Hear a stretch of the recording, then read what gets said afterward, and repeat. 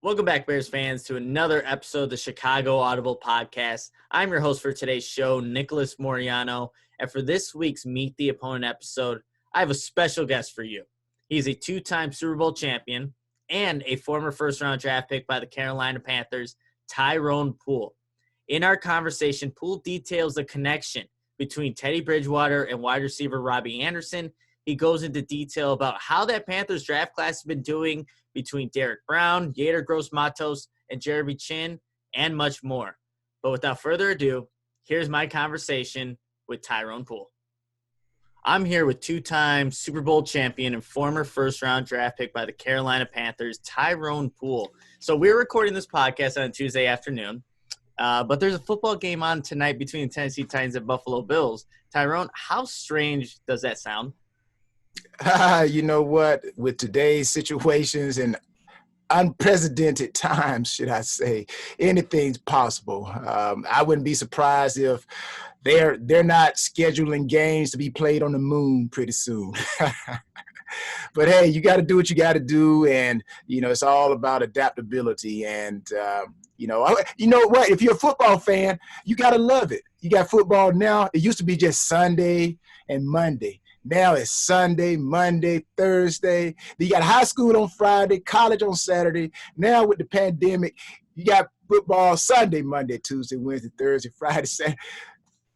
Bleeding football. You can't get enough football, but I like it. I know the players, don't like it, but as a fan right now, it's like football, basketball just finished their thing, and congratulations to the Lakers. Baseball is in the midst of their situation. The NC, the national championships and American championship. So football is, bringing up the rear. But as a fan, I love it. Sports every day. Yeah, absolutely. Can't go wrong with that. So, Tyrone, I'm really excited to have you on for this week's Meet the Opponent episode on the Chicago Audible Podcast. And I know our listeners are too. So let's just jump right into things, and starting with that Panthers offense, and specifically with the man under center, Teddy Bridgewater. He was a guy that Bears fans wanted to acquire to compete with with Mitch Trubisky for that starting job. Obviously, Chicago elected to go with Nick Foles. What has been your assessment so far of Teddy Bridgewater's play through 5 games? I think first and foremost, starting with that statement you just made, the Bears want to bring Teddy Bridgewater in to compete with Mitch Trubisky. And from a player standpoint, I'm going to speak like this. This is just real stuff. Teddy didn't want – if I'm Teddy, I believe Teddy said, you know what, I'm better. I'm big. I'm not saying he's better than Mitch Trubisky, but he believes that he's a starter and he don't need to compete. He wanted to go somewhere where he knew the job was his and he knew he can play. And Carolina gave him the opportunity. He's in a familiar territory. That was the other thing. He's in familiar territory. He understands the offense. So I think from a standpoint, Teddy made the best decision. Just like I could talk about a lot of players that have gone on and either playing with a team now that they're maybe at a backup role, but they're going to have a great season. But for Teddy, I think this was the perfect situation for him. And I think he made the best choice in Carolina right now. The fans are loving it. Matt Rule is loving it. Joe Brady's loving it. And, all the players and Panther fans are loving it. Yeah, absolutely. And kind of sticking with that offense there, Tyrone, since Christian McCaffrey went down with that high ankle sprain, Mike Davis has been a force these past 3 games. 219 rushing yards, 132 receiving yards, 3 total touchdowns. What has been your assessment of his play so far, and why has he had so much success? You know what? It starts with the heart. That's where success starts from. Success doesn't start with you just by talking about Mike Davis. Success just didn't start by him playing running back. It started with him believing in himself. And anytime when you are a person, whether you're in corporate America or athletics, it starts with the belief in yourself, your heart. And I believe Mike Davis was a starter. He was a phenomenal running back even before Christian McCaffrey went down. He just needed the platform to get out there and show. And now he's showing, and really he's setting himself up. If he continues, he's setting himself up for maybe some money coming down the pipeline. So, but Mike Davis doing a great job. Hard runner, not big, not tall, but man, does he bring it when he runs the ball. So I know he's enjoying it. And again, that offensive line, they're doing a great job. And it just makes it easier for Teddy to be able to have a running game. Any quarterback to have a great running back. So Mike Davis doing a great job. I'm proud of him. Yeah, it should be interesting because the Bears had him last year and kind of gave him away for nothing. So is this a Yeah. revenge game that can go in for Mike Davis here? It'll be interesting to watch out for. And sticking with that offense again, Tyrone, Robbie Anderson has been just a great addition for this Panthers offense. Already has 3 100-yard receiving games and a 99-yard receiving game through 5 weeks. What has Anderson provided for this offense so far? You know what? Consistency. He's provided that person you can go to in the clutch, that person that's going to make a play. And again, just like I said, we mentioned about Mike Davis, the heart, the same thing with Robbie Anderson. And I know this as a player, as a former player, the more success you have, the more dominant you become because you already believe in yourself.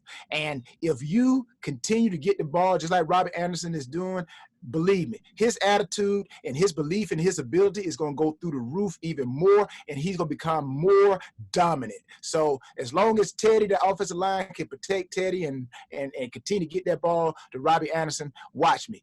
Watch what I'm saying. He is going to become a household name just because of his consistency and his ability to be that man that is there when Teddy needs that catch.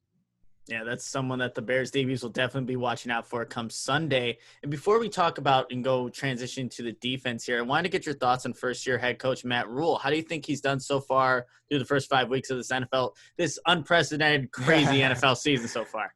You know what? Other than that fake punt attempt, he's done, he's done pretty good. But Coach Rule, he's done a great job coming in. I like the fact that he brought the energy.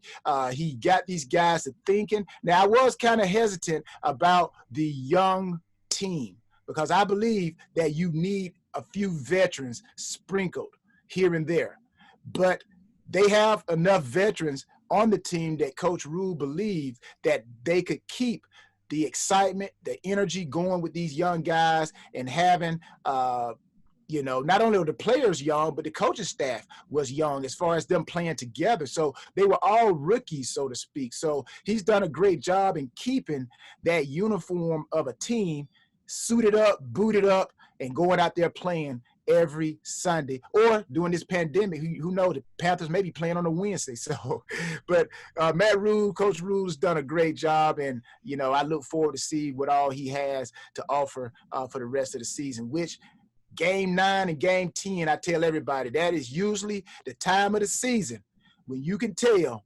who are the contenders and who are the pretenders. Everybody starts out the gate fast, like a bunch of horses coming out, everybody going. But after a while, you start to find those who thought they were good start to fall off. So it's all about consistency and maintaining. But right now, Coach Rule, he's off to a great start. You know what, Tyrone, and that's a great point. I think a lot of people, national media-wise, are wondering who is this Bears team? Yes, they are a 4-1 team, but it's been a pretty up and down season. So this will be a good test against the Panthers this upcoming Sunday. Yes. Moving over to the defensive side of the ball, the Panthers are currently ranked as the number 4 passing defense in terms of yards per game allowed. What has led to that defense having that much success against the pass? Well, I guess the pass, those numbers can be misscrewed. And, for myself being a player again, having an opportunity to play on several great teams, numbers can be misscrewed. There are few numbers that you really can sink your teeth into. But when they say your team is number 1 against the pass, number 1 against the run, that really don't mean nothing. That could mean the opposite. It could mean the reason why you're number 1 against the run because everybody throwing the ball against you.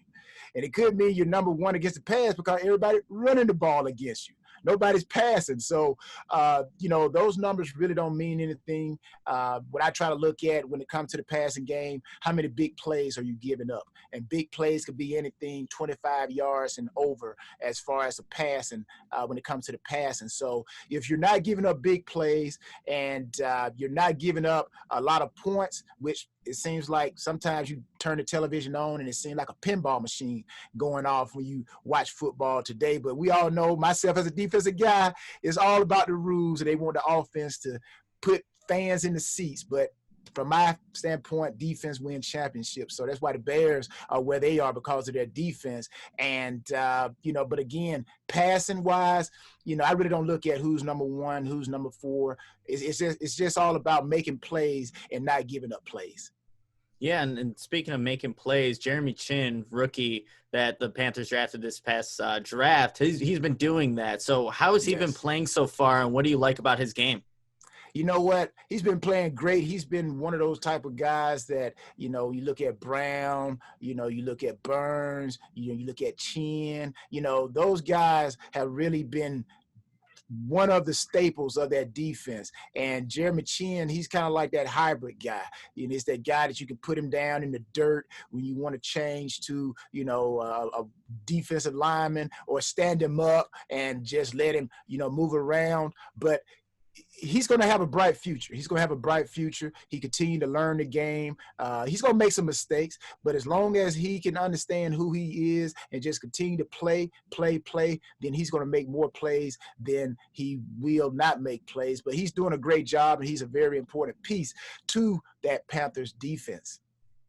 Yeah, and it's kind of sticking with the rookies there. How's Derek Brown looked, and also Yader Gross-Matos? Those are guys – look, the Panthers went really heavy in this past draft with defensive guys, and those are young guys that are contributing early on. How have they looked? Yeah, Matos, he's done a great job, and that's what the Panthers have been known for. If you look at their history, every team tries to have some type of staple that makes them who they are. You look at the Pittsburgh Steelers, they still had the same philosophy that they had in the 70s, and you pretty much still see it today. When I look at the Panthers, you look at all of what they done when they went to the Super Bowl, when they had Julius Peppers and, all those guys across the front four. They were winning games with their front four. So Coach Rule said, hey, you know what? Offensively, I think we're going to be okay. And he did something unprecedented. But that's what makes great coaches. And again, I've been around a coach that has won 6 Super Bowls. So I know when coaches are making great decisions, that they know they are making them for the team. But when you look at Matos and, you look at Brown, and actually Brown, against the Falcons, he actually jumped off sides and they took him out the game, a rookie mistake, but, talk to you, hey, you can't do that. But put him back in, but he's going to be a great player. But again, when you look at those Panthers, that front four, that is where the Panthers, Coach Snow, the defensive coordinator, is saying this is how you win games. You still win game in the trenches. You got to stop the run. You got to put pressure on that quarterback to be able to push the pocket and break down the pocket. And you got to have those outside ends that can just crush the quarterback and keep containment. And that's still how you win games. You still win games by running the ball on offense. And even though you see the game has changed, where you see 3 wide receivers, 4 wide receivers empty, but the game is still won between the tackles. And that's what the Panthers realized on defense. So Matos, Brown, Chin, Burns, the Panthers organization, they understand that defense, again, defense wins championship, but it starts with that defensive line. Yeah, and the Bears know all about that. That's how they've been having success so far this season. And Tyrone, is there a player on this Panthers defense that we haven't talked about that Bears fans should know about for this upcoming Sunday? Well, I think, again, you got to Trey Boston. Trey Boston is a guy, when you talk about the secondary, the Panthers, they got a few guys down, banged up. That's part of the game. You're going to get down, you're going to get banged up. But every position has to have a leader in that group. Defensive line, linebackers, secondary, wide receivers, O-line. Who is that leader? Running backs. So for the Panthers, I would say for the Bears fans to look for Trey Boston. Trey Boston is the leader back there in that secondary. No, you haven't been hearing his name. It's almost like a guy who sets a pick, the pick and roll, so to speak, or that guy who they blitz. And I'm talking about basketball when I say a pick and roll. The guy who basically passes the ball, doesn't get the point scored, but he is very important in how that ball is delivered. So the same thing sometimes you see on a defensive scheme.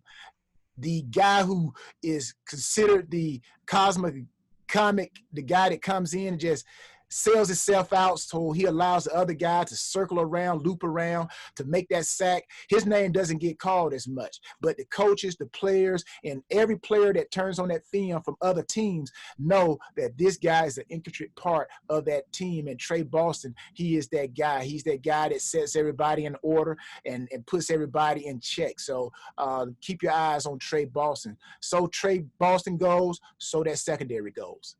Great stuff there, Tyrone. And before I ask my last question, I kind of just wanted to ask about your time on Ninja Warrior. What was that experience like, and what was your favorite part about that? I love watching it, so I kind of wanted to hear what that was like for you. Oh man, they have the Rock has the Titan, right? The Titan show. So people were saying, Tyrone, you should do the Titans. But I said, man, the Titan, again, it's like football. Because, the Rock played football, college football at Miami, right? So when I look at the Titan and I look at the American Ninja Warrior, the American Ninja Warrior was built for me. It was built for the speed guys, the wide receivers, the defensive back, anybody with skills. The Titan, man, that's like offensive linemen and big linebackers. You got to move stuff, man. But I love the American Ninja Warrior, met a lot of great people. It's not about how big and strong you are. It's more about the balance of muscle strength to body weight, because if you hold on to a particular exercise or part of the obstacle course too long, your muscles start to wear out. And if you notice, most of the times when people fall off, it's because their hands are above their heart and there's no blood circulation. Your heart can't pump blood up. So when they get stuck in that area, they start to get tired even more. So, they kind of fall off. So that's a kind of a little trick of the trade that I'm giving all those who want to try to, try out for the American Ninja Warrior. You got to be quick. You got to be light. You got to be explosive. But I loved it. And I would do it again. And I just loved it. And the water wasn't that cold. So you see people fall in that water, it's not as cold. But you do have to be prepared to go all night. That's the other thing that I did not expect about the American Ninja Warrior. They started at 9. That's why you're always seeing it being shot at nighttime, because they go from when sundown all the way to 6 in the morning. They have people running. And I didn't run until about 12 a.m., but I got there at about 5 p.m. So bring some food, bring your sleeping bag, because you're going to be there all night long if you get on that American Ninja Warrior. That's awesome to hear, Tyrone. Was there an obstacle or throughout the course that was the most difficult one for you, or that you actually enjoyed doing?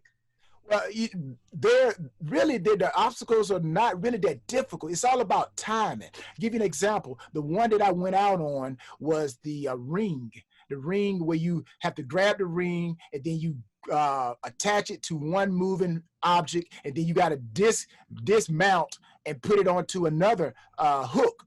And it's all about timing. The key is in that part where I fell down, there's a part in the swing where gravity is not a part of the swing. And then you could take the hook off and then put it on the other hook. But where I messed up at, I tried to take the hook off when gravity was still pulling on me, and so gravity was pulling my body down, and I didn't have the momentum to go towards the other hook. But I was waiting for that, the one where you run the ramp.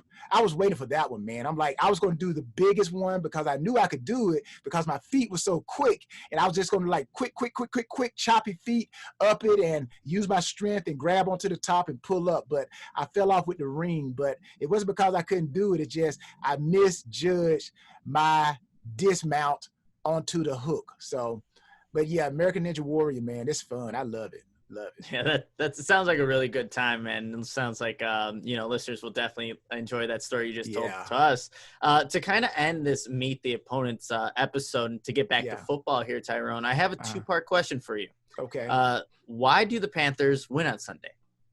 Why do they win on Sunday? Well, why they win on Sunday is because, as we mentioned, you got Robbie Anderson and you got Teddy Bridgewater. Teddy Bridgewater right now, you look at his percentage of completion. He is throwing the ball where it needs to be. And you got the check down.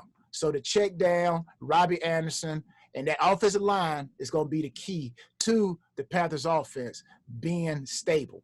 and them giving themselves an opportunity to win, because I do believe that the Bears are going to try to run the ball, but I do believe that the Panthers offense is consistent enough right now that they can match the Bears score for score if it turns into something like that. So Robbie Anderson, Teddy Bridgewater, and the dump down to Mike Anderson is going to be the key. And then what will it take for the Panthers to lose and the Bears to win? Man, if they don't stop the Bears defense, everybody's talking about Khalil Mack, but man, there's some guys on that defense that are very tremendous as well. But of course, Mack is the guy, and also they got to stop Montgomery. Because Montgomery, I know the Bears going to run the ball. Neither one of them, in my mind, can stop the run. The Bears are, the Bears are giving up over 100 yards, I believe, a game. And I think the Panthers are ranked very low when it comes to stopping the run. They're giving up over 120-something yards a game. So I know the Bears are going to run Montgomery, and that's going to give Foles an opportunity to find Allen, who I think is a pretty good doggone receiver, Allen Robinson. So, it's going to be a back and forth kind of slow paced game, but I do feel like the fans are going to get their money worth. But I do think the Panthers do have a little bit more on offense than the Bears. Yeah, it's going to be a good one. But Tyrone, thank you so much for taking time no to, give Bears fans some insight for this upcoming matchup between the Bears and Panthers. So that's going to conclude this Meet the Opponent episode. Make sure to check out the preview podcast later in the week. But until next time, bear down, Chicago.